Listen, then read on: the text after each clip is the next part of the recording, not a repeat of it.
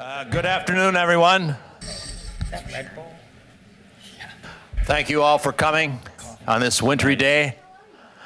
My name is Tom BLINKHORN, and I'm one of the OSHER members, and I'm delighted to welcome you today and also this prestigious panel we have. Maynard Goldman, my colleague in OSHER, is going to be the moderator. Maynard, who most of you know who are associated with OSHER, is one of the best study leaders. He's currently doing a class on politics. He has a long history of involvement in political support and public service in Massachusetts and New Hampshire. And he now lives in Eastman, and we're delighted to have him as the moderator. Maynard, over to you.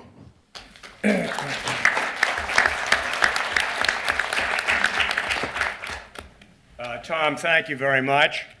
Can you hear me? I usually don't have a problem being heard, as my class participants can tell you. We welcome you this afternoon, and I'm really honored to have been asked to moderate this panel with three gentlemen who have had a tremendous amount of background and experience, very personal experience with elections, and in particular the election of 2016. Wow. So we were in New York this morning, my wife Suzanne and I, in the city, and we got up a little early, about 5:30. And we took an Uber. We were going down Fifth Avenue to the bus stop for a Dartmouth coach, and we passed Trump Tower. So this is about 6 o'clock, 6:15 in the morning, a little later, and there are two lines outside of Trump Tower with a couple of signs. And the first sign said Secretary of State. There were about 600 people standing in there. I think I spotted the naked cowboy from Times Square. The other line said Environmental Affairs. And there's a single woman standing in front with a big flag from the state of Alaska. So, I don't know what that means. Maybe it doesn't mean anything. But I thought that was an interesting start to the day. Let me introduce our distinguished panel.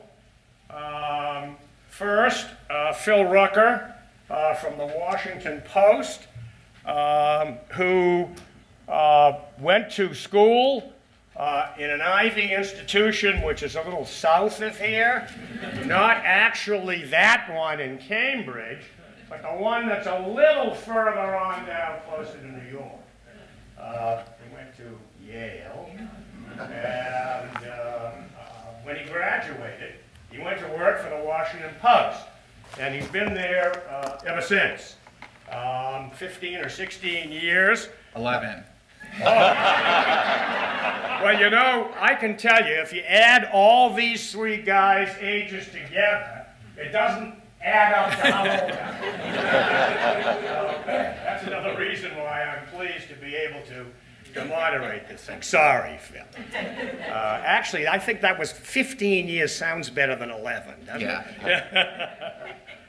So, Phil has traveled with the campaigns this year, with the Trump campaign, with the Clinton campaign. He has interviewed Mr. Trump on a number of occasions, and maybe he'll give us some insight as we go through the discussions here today. He also was present last week at the discussion down at the Institute of Politics in Cambridge, which you may have read about. And Brendan tells me it's actually available online, audio. Unfortunately, apparently they couldn't find somebody to take pictures of these people in the ring. So, but it is available. What's the website, Brendan? The Institute of Politics? The Harvard Institute of Politics website. So, if you want to find it, I think you probably can.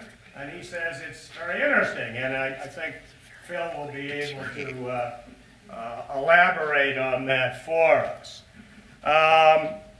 Phil has been the national political correspondent for the Washington Post. And prior to that, he served as the White House correspondent. And prior to that, he was the congressional correspondent. The only place he hasn't been the correspondent for is the swamp. I suspect he'll be able to tell us a little bit about the copperheads and what else is going on. So we welcome Phil, and we look forward to his comments and expertise and insight as we move along. Then we have Jim Rutenberg, who had a very interesting article today in the New York Times on an interview he had down in Florida, which I think he may have occasion to reference here today. Jim is the media correspondent for the New York Times and has been there, is it 15 years? 17, but I'd like to say 11. 11 sounds better. So, Jim went to NYU and worked for the New York Daily News, the New York Observer, and he's been with the Times now all these many years. And we always enjoy reading what he's writing about. In fact, Phil has an article today in the Post, written with two other correspondents about the background on this phone call, which is becoming almost as famous as the tape. Well, maybe not quite as famous, but in any event. So I think he will be able to share some insight. And then, of course, we have Brendan NYHAN, who I think most of you know, who is resident here at Dartmouth as a professor of government, but who writes for The Upshot and the New York Times, who has a distinguished educational background with a PhD from Duke.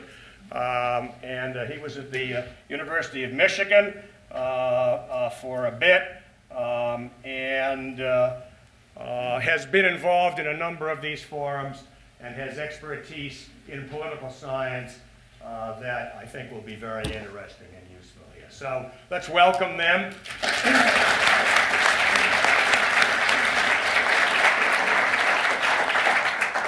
I'm not going to spend too much time, probably not more than an hour talking to you before this starts. But I did want to make just a few introductory comments to try and set the initial pace. The purpose of the forum was to talk about two separate things. First, what's happened. Does anybody know what's happened? And then, what's coming. Nobody knows what's coming. So we're going to divide it up, but I think not necessarily equally on time. I think we're going to try and limit the discussion in terms of what's happened, because it's hard to get your head around what's happened, but we do want to talk about it a bit, and so we will. But I think we'd like to concentrate our efforts in thinking about and talking about what may happen as we begin to look forward. So tentatively, we've kind of set not firm time schedules, but we thought we'd spend the early part of this 2 hours talking about what's happened, and then turn our attention to kind of where we're going. And so I wanted to start by looking at just a couple of charts, and there are only a couple. This actually appeared, I believe, in the New York Times, and is the it demonstrates the counties that voted for Republicans or Democrats for president by 20 percentage points or more. So there's a little red here. Whoa. From Maine all the way to California, and from northern Michigan all the way down to southern Florida, a lot of red. The white are areas where either Republican or Democrat, where the margin was not 20%. So that's the distinction.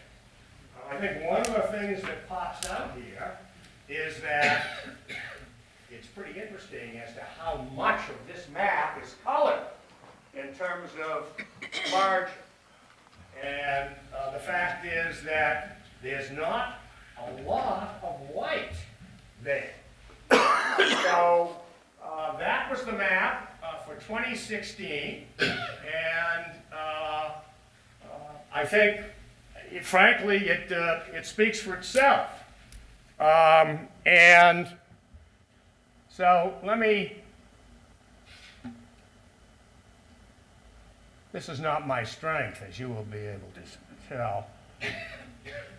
So, I'm sorry I don't have my pointer. I left it in the Uber in New York. But, so this shows that earlier map going back to 1992. And I think that you will agree that this is a very interesting, if not pretty amazing, progression. Starting on the upper left with 1992, and then moving that way through 92 and 96 to 2000. Some of you may remember that year. We go from one unbelievable experience to another. 2000, Mr. Gore and Mr. Bush, and then, of course, 2004, and then the last 2 years, last 2 terms of Mr. Obama. Let me go back just for a sec, if I can, so that you can get an idea as to what has happened here.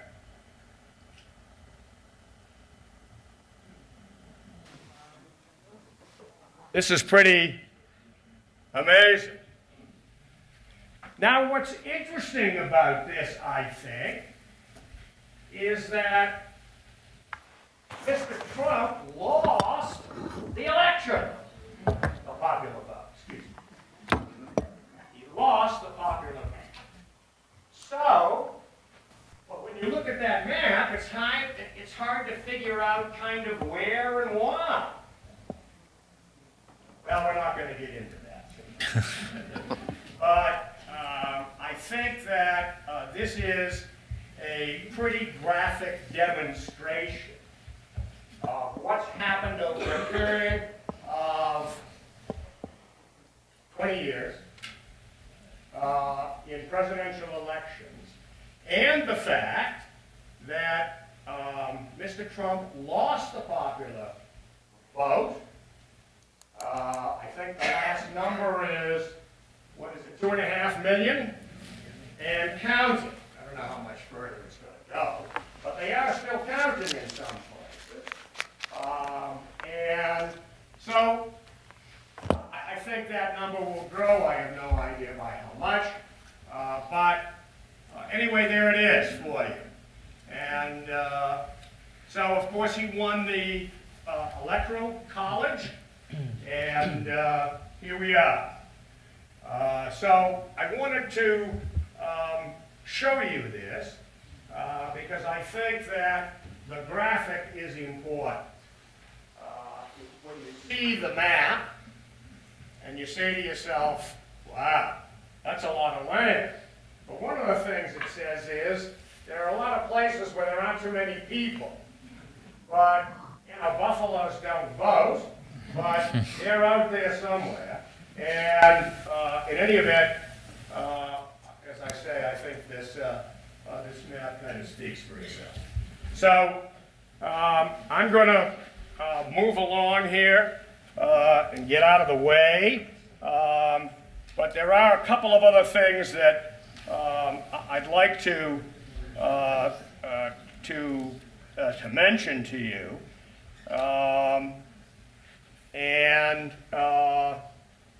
You know, the cross currents here have been pretty amazing.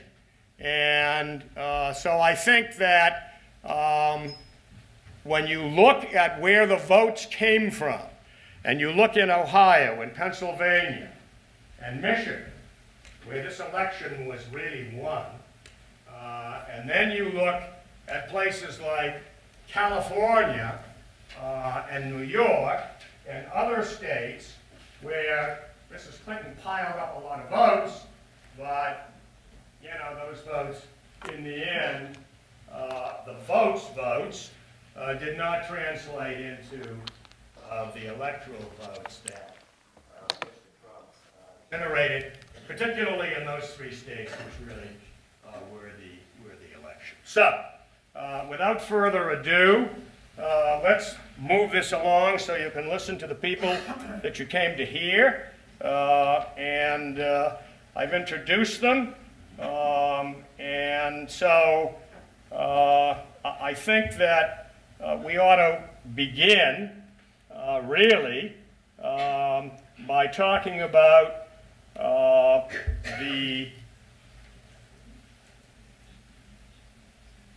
Jim, I thought we'd start with you and the role of the media in this election. I'm wondering whether you might be able to enlighten us. I know that there were times during the course of the election when certain media were not allowed to attend certain of Mr. Trump's press conferences or whatever. And of course we have the enormous growth of social media for this election, particularly, and I certainly am not attuned to Twitter, but there are a lot of other people who are, for sure, and he used this, and still is using it. We may see 8 years of Twitter growth because of, you know, his obvious predilection for using it. So why don't you take us away? Well, you know, I might want to start with this map because an interesting thing happened in 1996, and that was the advent of Fox News. And, you know, that's reductive of me to say that, but that was sort of the start of our partisan media and the beginning of the sort of filter bubble. And, you know, the filter bubble is what they say about Facebook, that you see all your like-minded friends politics and you miss, you know, varied viewpoints, which Facebook says doesn't exist. But so this year for media was like just a bonanza of, you know, craziness. You know, Phil's news organization was banned from covering Donald Trump's rallies, right? I was told, Mr. Trump told me that he was thinking about banning us at the time. It hurt our feelings a little bit that we weren't banned because we think we were doing, we think we were doing it. You know, he said we were rough. No, he told me, you guys are marginal. You're on the line. And that was right because I did a column when he banned them. So I just think, from my perspective as a media columnist, especially at the Times, because we're under such attack lately. You want it louder? He doesn't even need one. Should I put on a little more of a New England accent too? Okay. But I was saying that from my perspective, this is like the media sort of exploding before our very eyes. So it's like such a big topic to take on, so we can drill down as we go. But it's been, I think it's a jump ball for what we do for a living. I'm sorry, you said A jump ball. I jump ball. think it's just everything's up in the air right now. But I'll take it back to, again, for those who, if you couldn't hear me, I was saying this map kind of, to me, partly tells the story of partisan media and people sort of just trying to listen to what they want to hear and tuning out other viewpoints. So Phil, what happened when you were banned? I mean, what impact did that have in terms of what or how you were able to cover that news or that part of the campaign effort? Yeah, and I should just say real quick, there are some people standing in the back. There are plenty of empty seats up here, up front, if you guys want to get comfortable. What a nice I young hope man. nobody is uncomfortable up there. So, but to answer your question about the ban, the Washington Post was banned for about 3 or 4 months during the general election. It started soon after Donald Trump secured the nomination, and he really reacted to a very specific headline on one story that my colleague wrote and kind of erupted over the headline and issued his statement banning the Post. And it was an impulsive decision, and he had banned some other news organizations as well. But as we've learned with Mr. Trump, he doesn't like to take things back or apologize or admit any mistakes. So it was a real struggle to try to get to a point where he would lift the ban and allow us to cover it. But what we did during the ban is we still covered his rallies. It just meant that we were not given press credentials. So we couldn't go in with the media. We weren't allowed in the press pen where they have folding tables like this and Wi-Fi and power. Instead, we went in with the general public and sat with the general public and took notes on our pads because you couldn't bring a laptop. And it didn't interfere with the journalism. It just made the job of doing that reporting a lot more difficult and time-consuming. But ultimately, he lifted the ban, and nobody is banned at this point, I believe. So that's a good thing. In my view, although there's a great deal of concern in Washington right now about what kind of access there's going to be in the White House. And the White House Correspondents Association has been meeting with the Trump team to try to negotiate what's called a protective pool, which is the team of reporters that follows the president everywhere he goes and chronicles for the American people where the president's going, who he's meeting with. You know, when he takes off from Andrews Air Force Base, they're on Air Force One with him, and really provide the eyes and ears of the public with the president. As of right now, there is no protective pool for President-elect Trump. That's a break with precedent, and so there's a real discussion underway to try to convince Trump to have a formal pool when he becomes president. Brendan? Sure. So I would just highlight a couple of points here. One is they're too nice to say, and of course I should say that I certainly don't speak for the New York Times. The way that Trump used the press as a kind of punching bag at his rallies was really unusual and unprecedented, right? So there was a ritualistic section of his stump speech where everyone would boo and yell at the reporters, and it got to the point where media organizations started having security concerns about the journalists who were covering these rallies. So one of the things that comes up at the IOP conference that was mentioned earlier is that the AP had to rotate reporters off the Trump beat because of concerns about their safety. And I believe another media organization had to take protective measures and add additional security as well. So We had security for some of our reporters. right. So too. this is fundamentally abnormal behavior in terms of how the media is treated.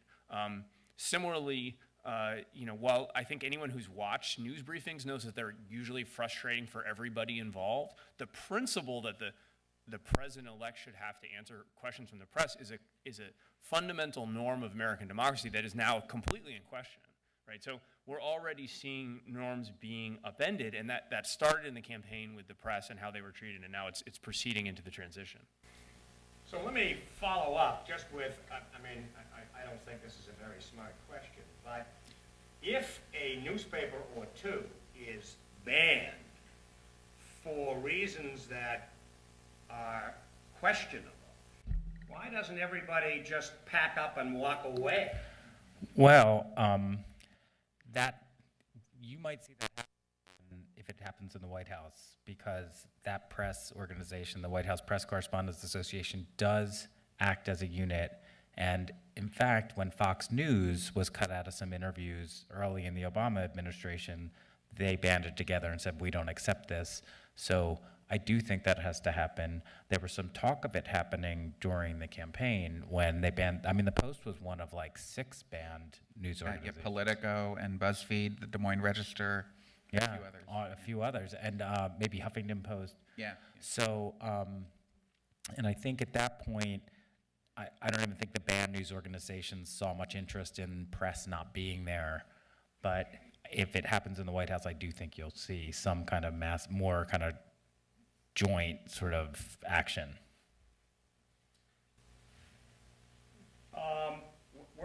I think we're willing to take some questions if you have, or comments that you would like to make. And we have a couple of people who have microphones. I'll cover this side of the room, and Diane has a micro. Diane, I have another microphone right here. So why don't you cover that part of the room? Martha, speak. I found it a little troublesome that the media gave Trump so much free coverage by broadcasting his rallies all the time. Well, So we were just talking about this before the panel. At that IOP roundtable, the other media organizations and the other Republican campaigns practically started screaming at Jeff Zucker of CNN about this practice. It wasn't just airing rallies unedited, it was empty podiums, right? So the other campaigns couldn't get media oxygen to get off the ground. Trump's dominance of the primaries in particular, driven by cable news, was unlike anything we've ever seen.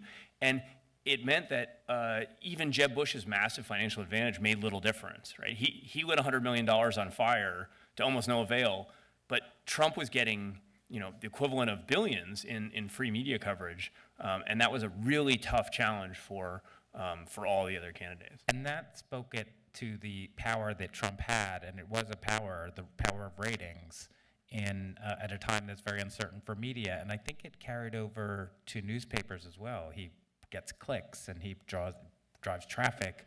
So I do think that took over, and I'd like to say that there's a learning kind of here and people won't do it again, but I think it would happen again as long as he gets the ratings.